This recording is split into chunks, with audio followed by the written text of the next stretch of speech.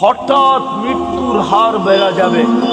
এখন সারা দুনিয়া দেখলে দেখা যায় প্রতিদিন 75% মানুষ, 3 থেকে 4 লক্ষ মানুষের ভিতর থেকে 75% মানুষ হঠাৎ মৃত্যু হয়। হঠাৎ, এটা কিয়ামতের নিদর্শন। কখন আমরা মারা যাব জানি না। আমাদেরকে আল্লাহ বেশি বয়স দেন না, এই জন্য আল্লাহ চান না আমরা বেশি পরিশ্রম, এই জন্য বয়স কমায় দিচ্ছেন। আমার মনে হয় আরো কম দিতে চেয়েছেন, ভাবছেন আবার এত কম দিলে কেউ আঙ্গুল উঠায় কিনা, এই জন্য 60-70 বছর দিচ্ছেন, বেশি দেন না। কোন উম্মত কতদিন থাকবে দুনিয়াতে এটা কোন নবী রাসূল বলা যায় না, কিন্তু আমাদের নবীজি আইসেই বলছে তোমাদের পরিশ্রম বেশি দিন করতে হবে। আবার এটার উপরে একটা হাদিসও প্রমাণ আছে। আল্লাহ রাসূল উদাহরণ দিয়ে বুঝিয়ে দিয়েছেন যে কেউ শ্রমিক রাখছেন সকাল থেকে জোহর পর্যন্ত, এতটুকু সময়ের বিনিময় পেয়েছে। কেউ জোহর থেকে আসর পর্যন্ত, সে এতটুকু সময়ের বিনিময় পেয়েছে।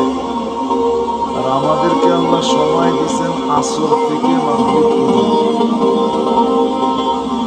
এই জন্য হানাফি মাযহাব বলে আসরের নামাজ একটু দেরি করে পড়ো, যাতে মাগরিব আর আসরের মধ্যখানে ঘন্টা খানিক সময় থাকে।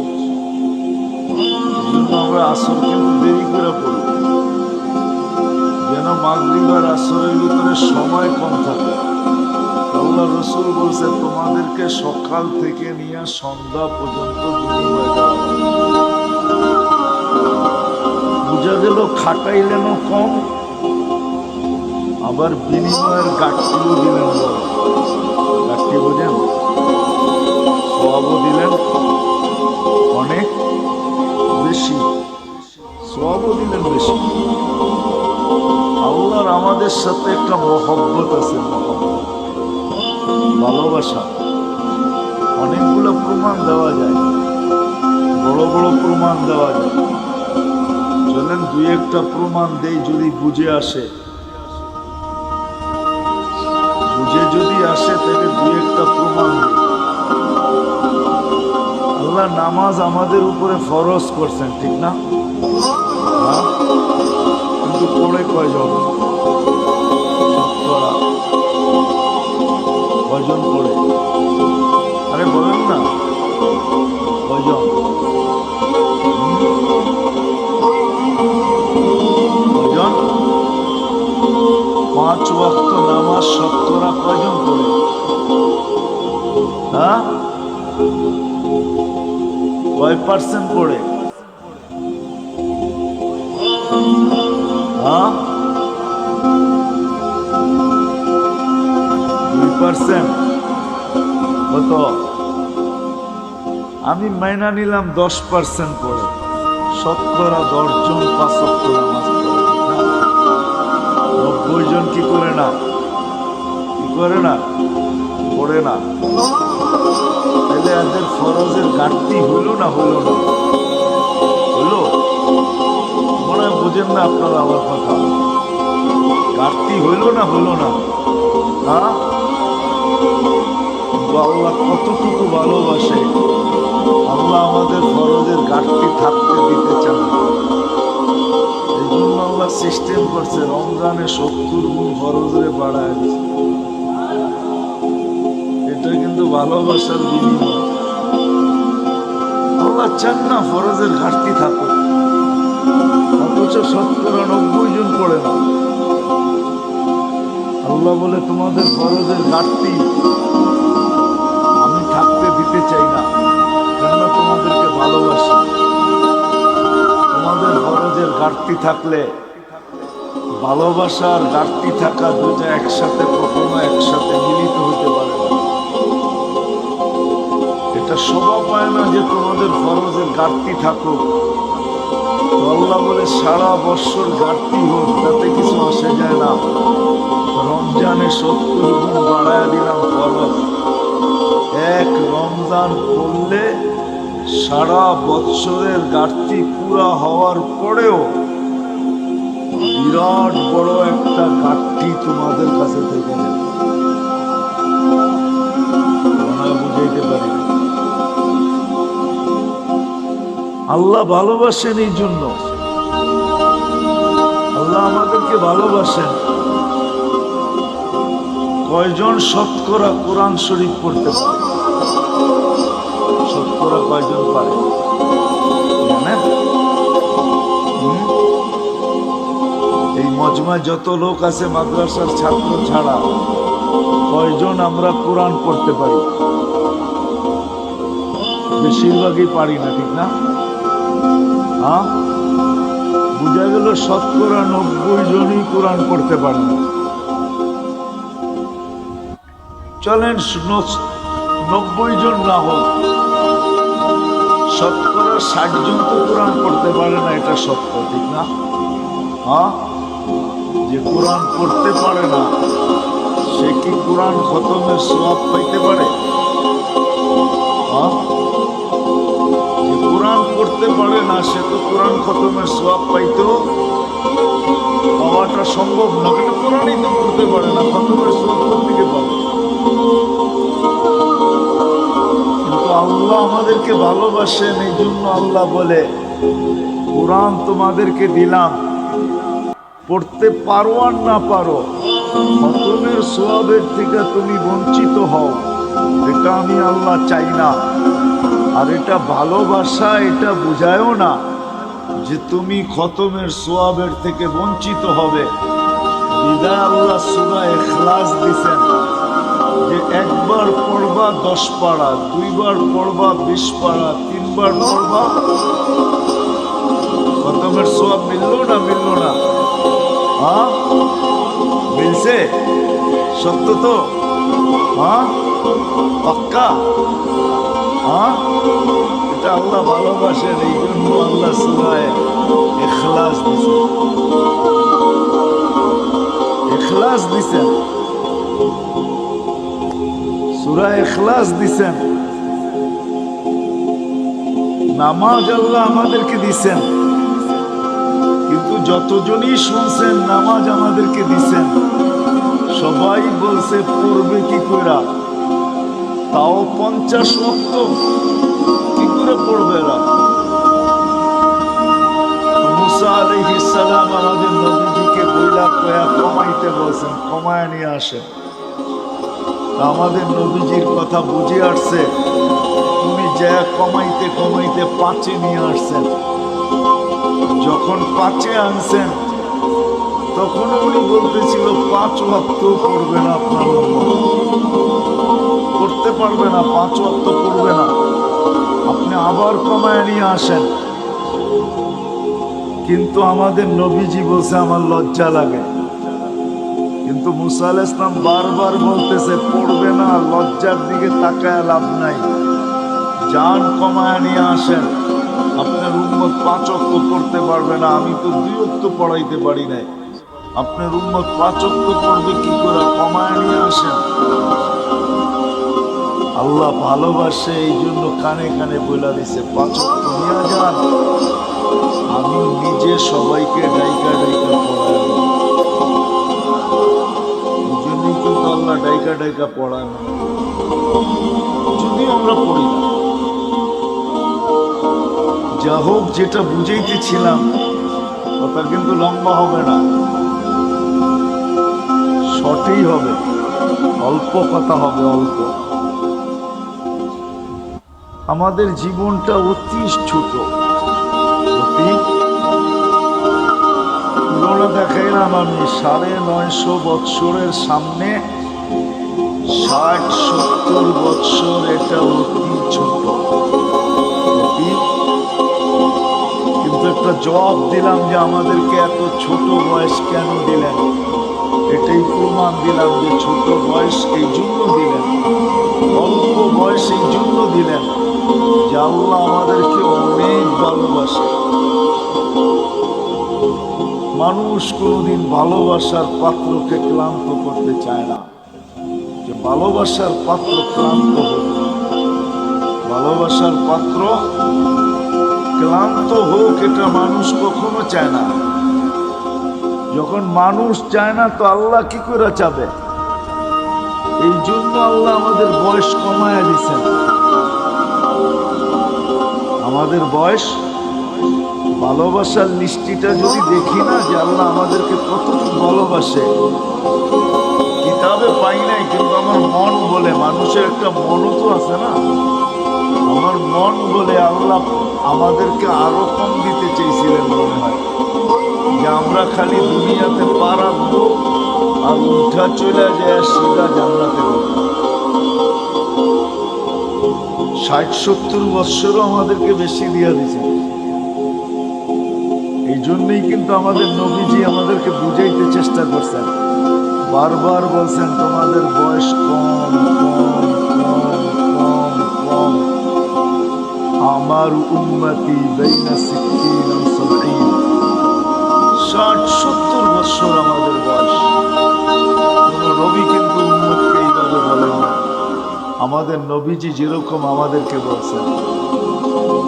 কেননা আমাদের আল্লাহও যেরকম আমাদেরকে ভালোবাসেন, আমাদের নবীজিও আমাদেরকে এরকমই ভালোবাসেন।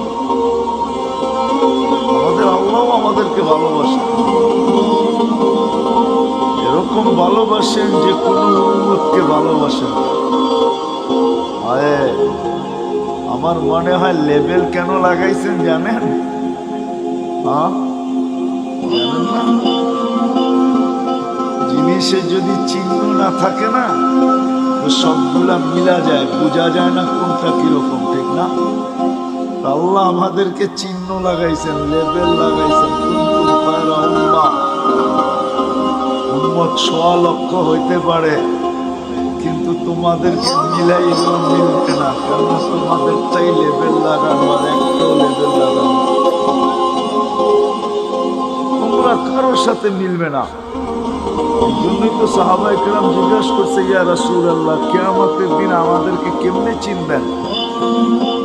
এত মানুষের ভিতর থেকে আল্লাহর রাসূল বলছে, চিনবো না কেন? তোমাদের গায়ে তো লেবেল লাগানো থাকবে।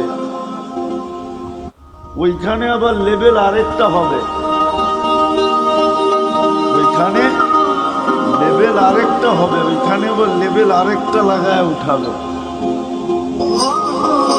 ওর মুআজ্জাল মিন আথারি সুজুদ, আল্লাহ রাসূল উপমা দিয়ে বুঝাইছে যে এক ধরনের ঘোড়ার ভিতর থেকে যদি একটা ঘোড়া সাদা হয়, এতটুকু জায়গা যদি তার সাদা হয় তো তোমরা চিনবে?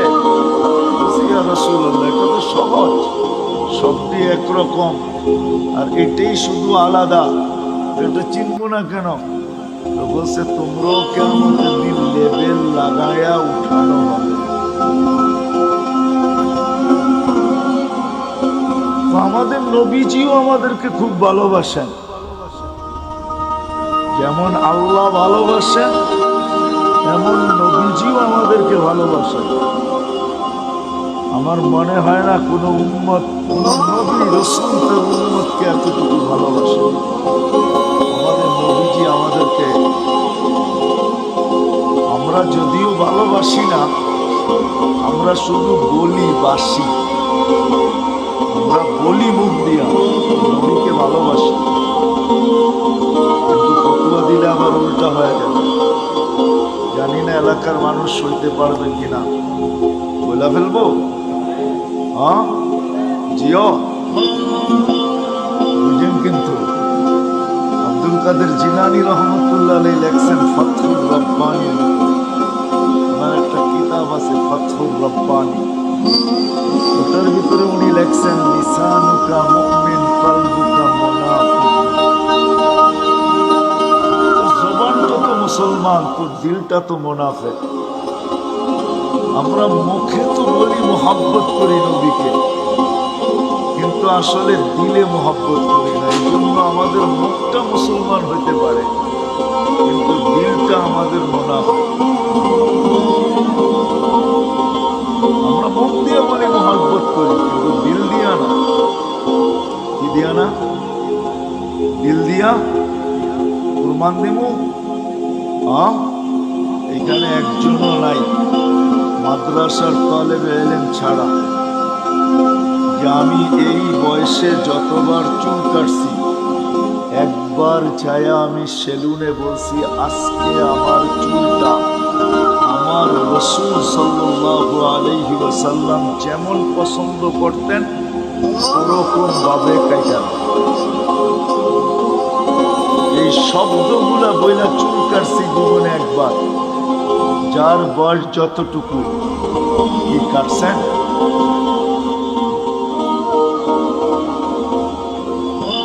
কয়জন কাটছি? রাগ হয়ে গেলেন? তাহলে বুঝে গেল এইটা আর এইটা এক না, এটা আর এটা, এটা আর এটা। মহব্বত করি এটা তো বললাম, কিন্তু আমাদের জীবনে নবীজির সুন্নত কতটুকু আছে বলেন? নবীর কথাই তো সত্য। তাসির রাসূলুল্লাহ নবীর কথা আর আব্দুল কাদের জিলানী রহমতুল্লাহের কথা মিলা গেছে। তাসির রাসূলুল্লাহ ওয়া তুযহিরুহু বাহু, রাসূলের মহব্বত করো এটা তো বলো, কিন্তু সর্বক্ষেত্রে নবীর বিরোধিতা করো, সুন্নতকে মানো না। তো কবি বলে তুমি যে কেমন মহব্বতকারী এটা আমার বুঝেই আসে। এটা আবার কেমন মহব্বতকারী বলো তো? মহব্বত করি, আমাদের আল্লাহও আমাদেরকে মহব্বত করেন, এই জন্য বয়স আমাদেরকে বেশি দেন নাই। কেননা মহব্বতের পাত্র বেশি ক্লান্ত হোক এটা কেউ চায় না। যার ঘরে মেয়ে নাই শুধু ছেলে আর ছেলে, এক সময় স্বামী স্ত্রী দুইজন মিলা বলে মেয়ে নাই কি হয়েছে, ছেলে তো আছে, ছেলে দিয়া মেয়ে নিয়ে আসবো আর মেয়ের মতো পালবো। জিও বুঝে আসতেছে? তখন শাশুড়ি আর বউদেরকে কাজ করতে দেয় না, কেন? মহব্বত করে। আল্লাহ আমাদেরকে মহব্বত করেন, এই জন্য বয়স দিছেন কম। আমরা বেশি খাটি এটা আল্লাহ চায় না। আমি প্রমাণ দিছি, আরো কয়েক ডজন না কয়েক শত ডজন দেওয়া যাবে। আমাদের নবীজিও আমাদেরকে মহব্বত করেন। যদি মহব্বত না করতেন তাহলে আল্লাহ বলতেন না হারিসুম বিল মুমিনিন রাউফুর রহিম। এই শব্দগুলো আল্লাহ কোনোদিন বলতেন না। আমাদের নবীজিও আমাদেরকে মহব্বত করেন, যদিও আমরা নবীকে মহব্বত করি না। আমি তো একটা প্রমাণ দেখাইলাম, একজন ছাড়া আর কেউ হা বলতে পারলো না। আমরা নবীকে মহব্বত করি না, নবীজি আমাদেরকে মহব্বত করেন। নবীজি আমাদেরকে মহব্বত করেন।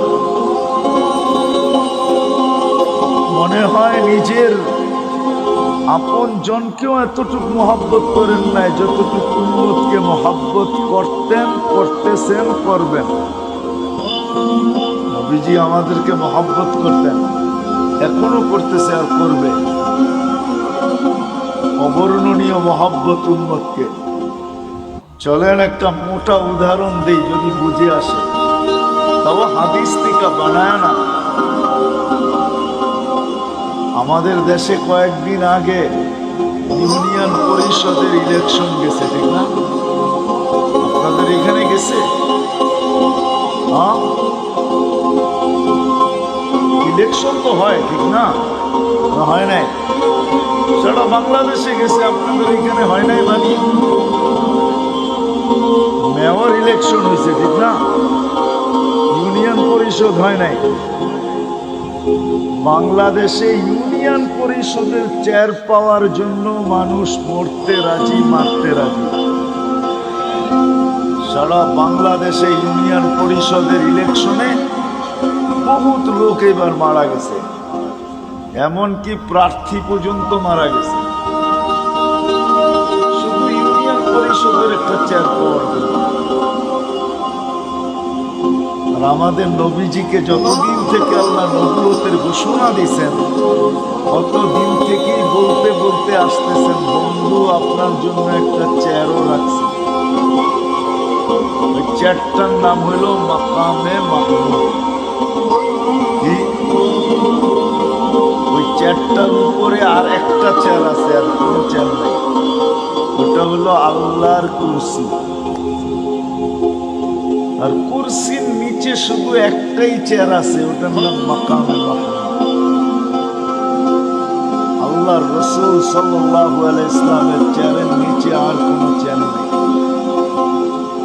আল্লাহ দুটা চেয়ারই বানাইছেন, একটার নাম কুরসি, একটার নাম মাকামে মাহমুদ।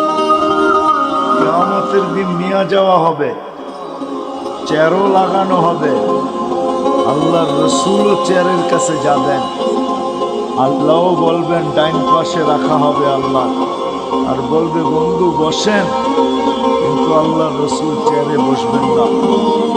প্রতি উত্তরে বলবেন আমি যদি বসি তাহলে আমি যে ভালোবাসি আমার পিপাসিত উম্মতকে যে আমি ভালোবাসি, আমার এই পিপাসিত ভালোবাসার পিপাসিত উম্মতকে কে পানি পান করাবে? বিধান আমি বসবো না। আমি তো হাউজে কাউসারে যাব, নিজের হাতে উম্মতকে পানি পান করাবো, আর উম্মতকে বলে দিব লা তাসমান বাদাহা আবাদা, আর কোনদিন তুমি পিপাসিত হবে না। শুধু পানি পান করাবে, এখানেই শেষ না। আরেকটা দেখাইতেছি ভালোবাসা। নাইলে চেয়ারে না বসা মানুষ চেয়ার পাওয়ার জন্য মরতে রাজি, মারতে রাজি। নবীজির জন্য চেয়ার রাখা আছে আল্লাহর পাশে। হায় হায়, বলবে আমি মিজানের কাছে যাব, আর যা নিজের চোখে দেখবো উম্মতের পাল্লা সামনে ঝুঁকে না পিছে ঝুঁকে। শুধু দেখবো না, আপনি যে আমাকে প্রতিশ্রুতি দিছেন ওইগুলা ওই পাল্লার কাছে দাঁড়ায় আমি প্রতিশ্রুতিগুলা বাস্তবায়ন করব। আপনি আমাকে প্রতিশ্রুতি দিছেন, আমি চাইলেই নাকি দিব। তো পাল্লা যখন সামনে ঝুলবে না, তো আমি চাবো, উম্মতের জন্য চাওয়ার হাত আপনার সামনে উঠায় দিব। আপনি প্রতিশ্রুতি দিছেন সুপারিশ করলে কবুল করবেন। আপনি প্রতিশ্রুতি দিছেন সাউফা ইউতিকা রাব্বুকা ফাতারদা, আমাকে রাজি করে ছাড়বেন। উম্মতের পাল্লা সামনে না ঝুঁকলে আমি রাজি হব না, না না না। আপনি প্রতিশ্রুতি দিছেন লা ইউখজিকা ফি উম্মতি, উম্মতের ব্যাপারে আমাকে লজ্জিত করবেন না। কিন্তু যদি পাল্লার সামনে না ঝুঁকে, তো ফেরেশতা তো ঘোষণা দিয়ে দিবে অমুকের উম্মত নাম এটা, বাবার নাম এটা, চিরদিনের জন্য অসফলতার চেহারা দেখা ফেলছে। তো আমার মুখটা থাকবে তো থাকবে কোথায়? ওই সময় আপনার কাছে আমি বলবো, পাল্লা যদি না ঢুকে তাইলে তো আমার চেহারা মলিন হয়ে যাবে। আপনি তো ওয়াদা করছেন আমার চেহারাকে মলিন হতে দিবেন না। তো আমি পুলসিরাতের মিজানের ওইখানে ছুটবো, আমি চেয়ারে বসবো না। ওইখানেই শেষ না, বলবে আবার পুলসিরাতে দৌড়াইতে থাকবো। ওইখানে যে দেখবো পার হতে পারলো কি পারলো না। তো আমি যদি পার হতে না পারে, তো আমি দুরুদের গাঠি মাথায় দিয়া পার করায় দিব। চেয়ার আমার মাইনা নিলাম, কিন্তু আমি বসবো না। এটা হলো ভালোবাসার। ওই দিন, যেই দিন সমস্ত নবী রাসূল নফসি নফসি, কোন নবী নিজের মাকেও চাবে না। কিতাবে পাওয়া যায় মুসা আলাইহিস সালাম তো বলেই ফেলবে, লা আসআলুকা উম্মি ওয়ালা আসআলুকা উখতি, আজকে মাকেও চাই না, বোনকেও চাই না, আসআলুকা নাফসি, আপনি আমাকে বাঁচায় দেন। কেমন ভালোবাসাটা আমাদেরকে বাঁচতে। বিদায় আবার শুরুতে চলে যেতেছি, আমাদের জীবনটা অতি, মনে আছে, অতি ছোট। আর ছোট এই জন্য যে আমরা আল্লাহর ভালোবাসার পাত্র। বিদায় আল্লাহ বেশি পরিশ্রম আমাদের দ্বারা চান। শুধু আল্লাহর ভালোবাসার পাত্র না, আমরা নবীজিরও ভালোবাসার পাত্র। আমাদের নবীজি উম্মতকে বড় ভালোবাসতেন, সত্য এটাই। কিন্তু এটাও বলছি আমি, আফসোসের বিষয়, উম্মত শুধু মুখে ভালোবাসে, মনে ভালোবাসে। শুধু মুখে কি করে নবীকে মুখে ভালোবাসি, মনে ভালোবাসি না। মনে আমরা ভালোবাসি না। মনে যদি ভালোবাসতাম তাহলে আমি প্রমাণ দিলাম, তাহলে সবাই হাত তুলা বলতো, নবীর আদর্শের থেকে দূরে কেউ সরত না। কেননা এটাই তো সত্য, যে যাকে ভালোবাসে তার অনুসরণ অনুকরণ তার কাছে মজা লাগে। কি লাগে না? না লাগে না? আমরা যদি ভালোবাসি তো আমরা অনুসরণ অনুকরণ নাই, আছে না? কোন পা দিবে ভালোবাসা দেখাইতেছি, কিন্তু ভালোবাসা আশিতে যখন পা দিবে তা আল্লাহ বলবে গুনাহ লেখো না। কেননা 70-এর উপরে পার হয়ে গেছে, তো ভালোবাসা আটটু বেড়ে গেছে, ঠিক না? আরে হইল নাকি? গুনাহ লেখো না, গুনাহ লেখা হয় না। 90-তে যখন পা দেয়, 90 বছর বয়সে পা দিয়া ফেলছে, তা আল্লাহ বলে আগে পিছের গুনাহ রাখো না। এটা কি ভালোবাসার প্রমাণ যে আল্লাহ কত ভালোবাসে। আগে পিছের গুনাহ মাফ। আল্লাহ বলে পিঠে লেখা দাও, এটা আল্লাহর কয়েদি, আল্লাহর জমিনে এখনো রাখা আছে। আল্লাহ আমাদেরকে ভালোবাসেন, এই জন্য আমাদের বয়স কম। রাসূলুল্লাহ সাল্লাল্লাহু আলাইহি ওয়াসাল্লাম আমাদেরকে কি বাসেন? আমাদেরকে ভালোবাসেন। কিন্তু আফসোস এই জায়গায় যে আপনি আর আমি কতটুকু ভালোবাসি। এই জন্যই আবারও বলতেছি, আমাদের জীবনটা অতি আমরা দুনো দিক থেকে ভালোবাসার পাত্র। দুনো দিক থেকে, দুনো দিক বুঝেন? আল্লাহর পক্ষ থেকেও আমরা ভালোবাসার পাত্র, আমাদের নবীজির পক্ষ থেকেও আমরা ভালোবাসার পাত্র। চলেন একটা হাদিস মনে উঠলো, শুনাই। যদিও কিয়ামতের দিন আমাদেরকে আল্লাহ দাঁড় করাবে না, কোথায়? কিয়ামতের মাঠে আল্লাহ আমাদেরকে দাঁড় করাবে না। আমরা কিয়ামতের মাঠে ইনশাআল্লাহ দাঁড়াবো না। হ্যাঁ বলেন ইনশাআল্লাহ। আমরা কিয়ামতের মাঠে দাঁড়াবো না। আমাদেরকে জন্য আল্লাহ স্টেজ বানাবে আল্লাহর পাশে। ওই স্টেজে আমরা দাঁড়াবো, ওই স্টেজে দাঁড়াবো আমরা। আমি তো 1 ডজন অনেক দেখাইতে পারি, কিন্তু আমি জানি না ওলামারা আমার সাথ দিবে কি দিবে না। জালালউদ্দিন সৈয়দী রহমতুল্লাহ আলাইহি লেখছেন, আমাদেরকে আল্লাহ স্টেজে দাঁড় করাবে। কেননা কোরআন বলে সুহাদা আলান নাস, আমরা কিয়ামতের দিন আল্লাহর পক্ষে সাক্ষী হিসাবে দাঁড়াবো। কার পক্ষে? কার পক্ষে? আল্লাহর পক্ষে। কিয়ামতের দিন আমরা সাক্ষী হিসাবে দাঁড়াবো। আমরা যখন সাক্ষী হিসাবে দাঁড়াবো তো আমাদেরকে আল্লাহ মাঠে দাঁড় করাবে না, আল্লাহর পাশে স্টেজে দাঁড় করাবে। কিন্তু সত্য তো এটা, হিসাব কিতাব তো হবে, ঠিক না? কি হবে না? হ্যাঁ, তা আমাদের নবীজি জিজ্ঞাসা করবে, আল্লাহ হিসাব কিতাব কিভাবে নিবেন?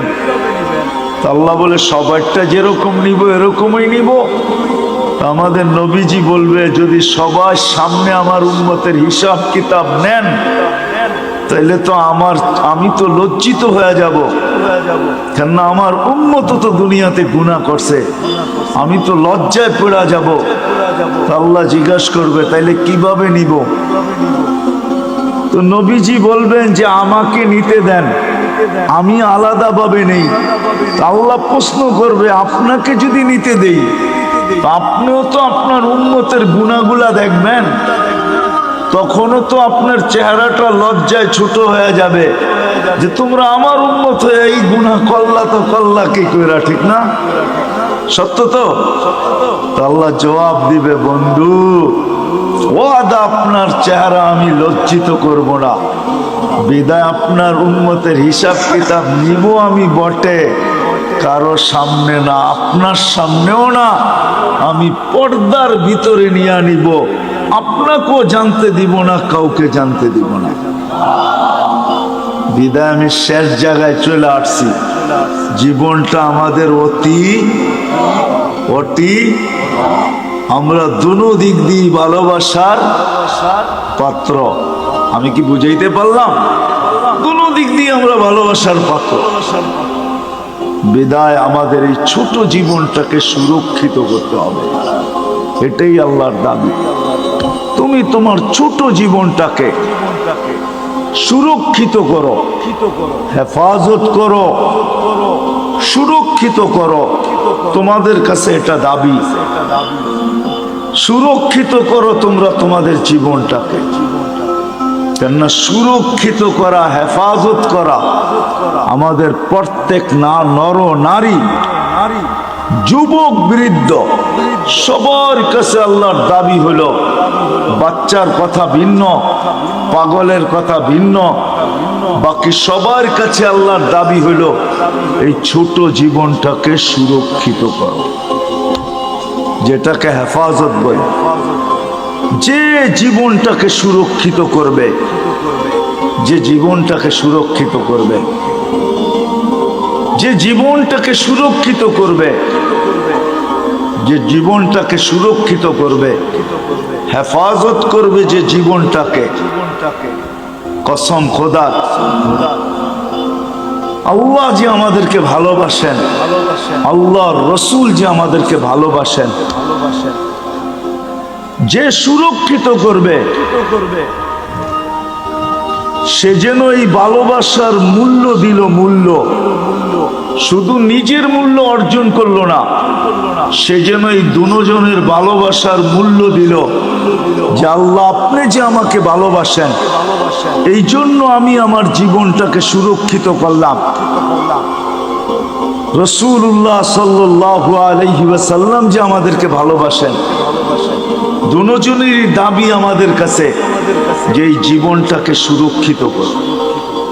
সত্য এটাই যে সুরক্ষিত করা যাবে, আল্লাহ রসুলের ভালোবাসার যেরকম মূল্য হবে এরকম যে সুরক্ষিত করা যাবে সেও আল্লাহ রসুলের কাছে বড় মূল্যের পাত্র হবে, বড় মূল্যায়নের পাত্র হবে, বড় মূল্যায়নের পাত্র।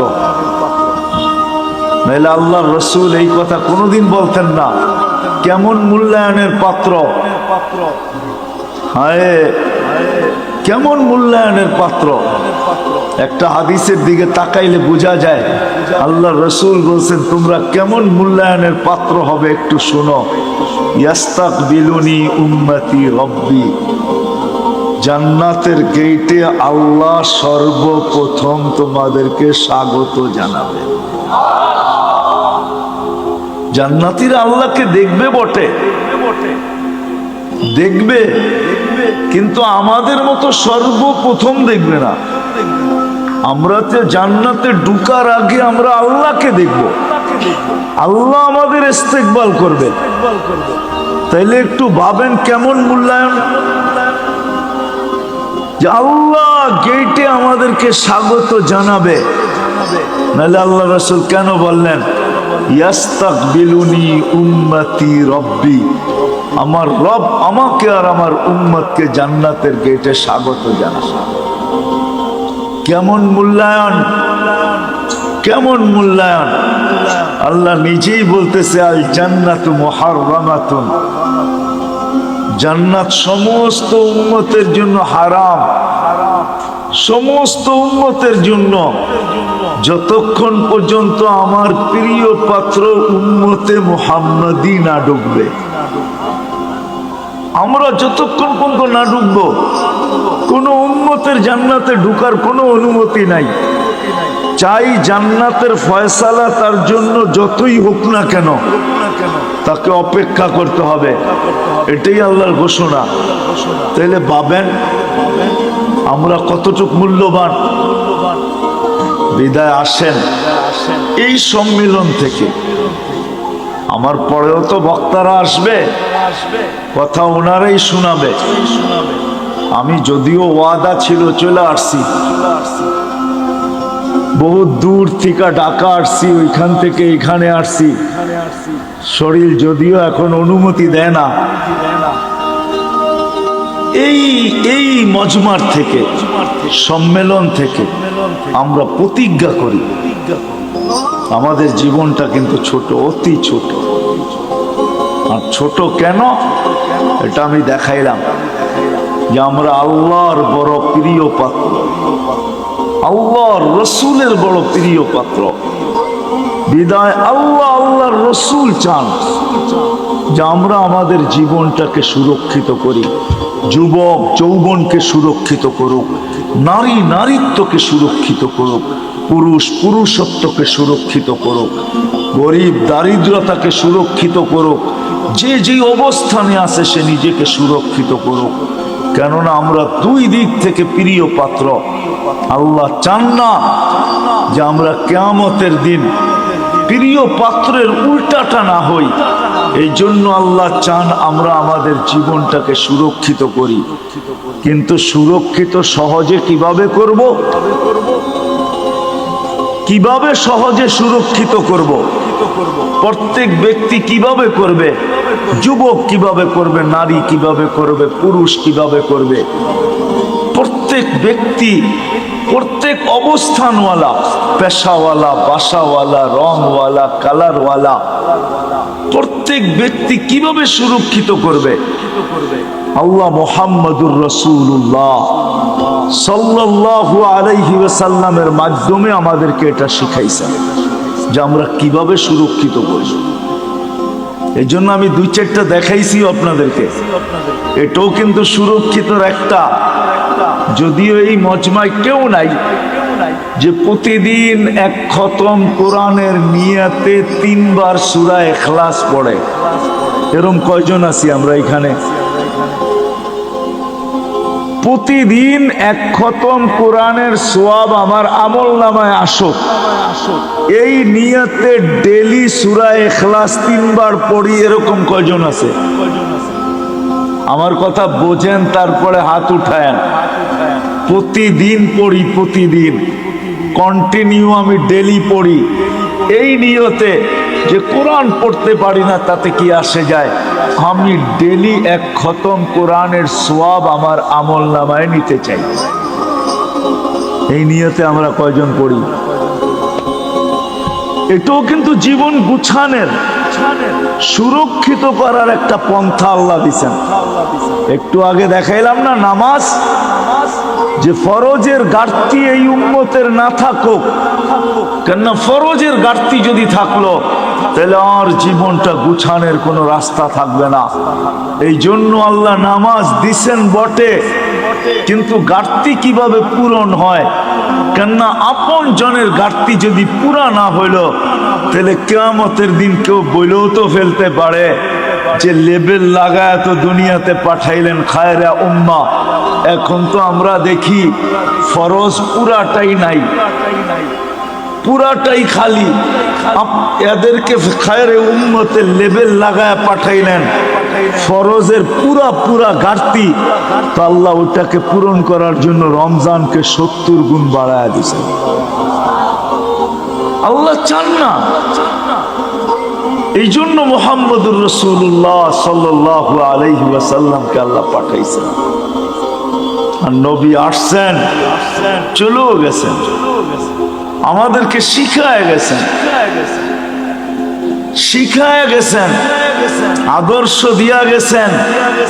আল্লাহ নিজেও ঘোষণা দিতেছেন, আল্লাহ নিজেও ঘোষণা দিতেছেন, লাকাদ কানা লাকুম ফি রাসূলিল্লাহি উসওয়াতুন হাসানা।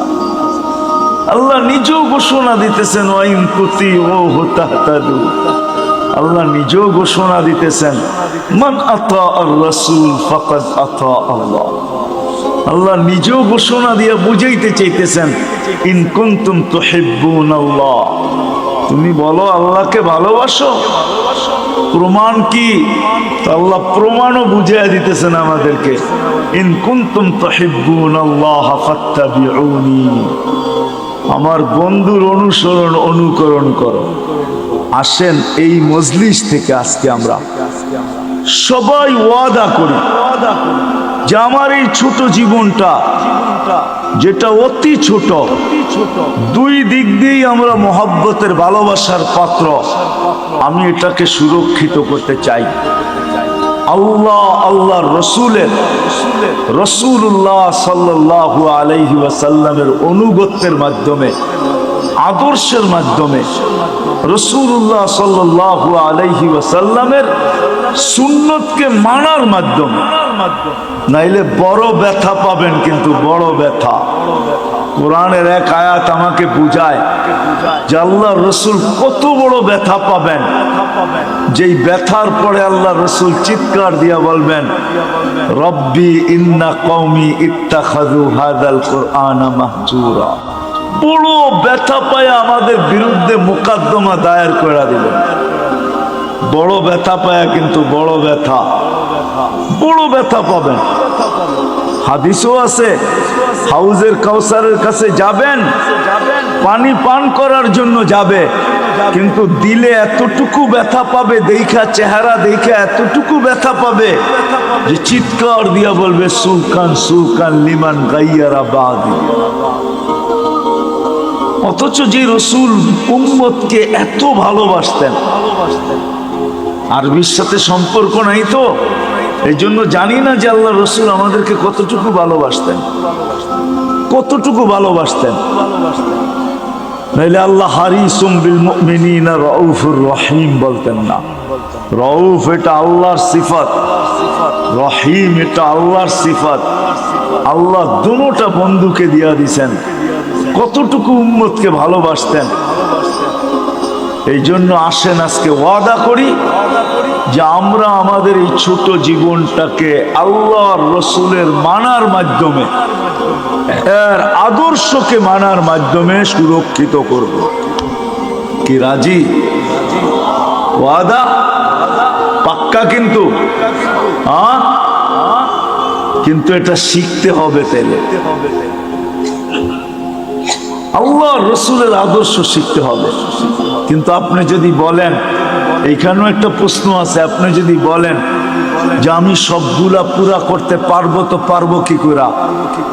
এই জন্য ভালোবাসার বিকাশ কিন্তু এটা আল্লাহ রসুল কমায় দিছেন, আল্লাহ কমায় দিছেন বন্ধুর মাধ্যমে।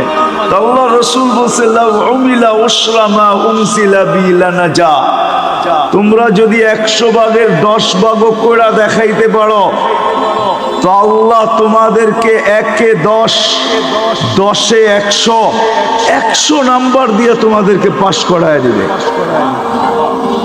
আরো নিচে নেমে আসছেন, বলছে শোনো শোনো শোনো শোনো, যদি ঈমান তোমাদের ভিতরে থাকলো, ইমান যদি নিখুঁত হইল, 100 ভাগের 10 ভাগও যদি না পারলে, একটা সুন্নত ধরেও যদি ঝুলতে ঝুলতে কবরে চলে আসলে, মান তামাসসাকা সুন্নতি ইনদা ফাসাদি উম্মতি, যেই সময় চতুর্দিকে ফিতনার ফাসাদ চলতে থাকবে, যেই দিকে সর্বশ্রেষ্ঠ মানুষ, কেমন ফিতনা আপনি ভাবেন, কেমন ফিতনা। একটা উদাহরণ, কারো বিরোধিতার জন্য না, উদাহরণ। যেই মানুষটাকে আল্লাহ সৃষ্টির ভিতরে সবচেয়ে সেরা বলতেছে, কেমন গুটগুটে ফিতনা, ওই মানুষটা নিজেকে সৃষ্টির ভিতরে নিকৃষ্টতম। আমাদের প্রবাদ বাক্যে সবচেয়ে দুষ্ট মানুষরে কি বলে? বানর বলে, বানর, বান্দর, ঠিক না? সবচেয়ে দুষ্টটারে কি বলে? হ্যাঁ, তাহলে কেমন বড় ফিতনা, কেমন গুটগুটে ফিতনা। যে মানুষটাকে আল্লাহ সৃষ্টি সেরা বলেও ঘোষণা দিলেন, কেমন ফিতনার শিকার, যে ওই মানুষটা নিজেকে সৃষ্টির ভিতরে সবচেয়ে যেটা দুষ্ট, বানর, নিজেকে বানর বলতে এখন রাজি হইতেছে, আমি বানর। মানে বুঝাইতে পারি না। হ্যাঁ, আল্লাহর রাসূল বলতেছে এরকম ফিতনার সময় যে একটা সুন্নত